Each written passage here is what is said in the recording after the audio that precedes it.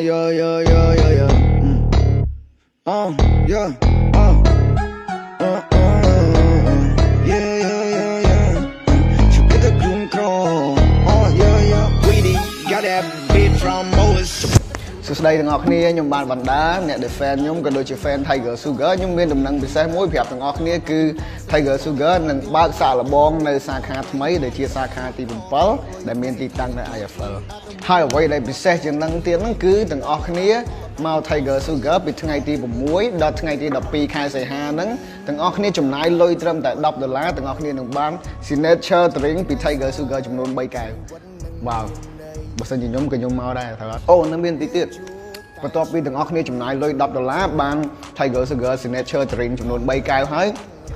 ទាំងអស់គ្នានឹងទទួលបាន Tiger Sugar coconut meal មួយទៀតដែលជារូបមន្តថ្មីរបស់ Tiger Sugar ហើយមកនិយាយពីរសជាតិរបស់ Tiger Sugar coconut meal ដែលជារូបមន្តថ្មីរបស់ Tiger Sugar វិញ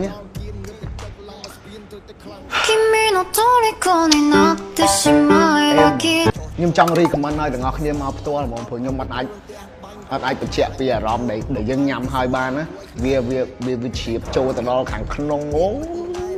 អូខេមួយទៀតសម្រាប់ Grand Opening របស់ Tiger Sugar សាខា IFL ដែលប្រព្រឹត្តទៅនៅដើមខែកញ្ញានេះក្នុងនឹងដែរមានខ្ញុំបាទចូលរួមខ្ញុំចង់ឃើញទាំងអស់គ្នាមកចូលរួមឲ្យបានច្រើនទាំងអស់គ្នាយើងលេងជាមួយនឹងគ្នាហើយក្នុងនឹងដែរ Tiger Sugar មានការចាប់រង្វាន់តាមទូ game ក៏ដូចជាគូរូបលេងសម្រាប់អ្នកដែលចូលរួមផងដែរអូខេ see you bye bye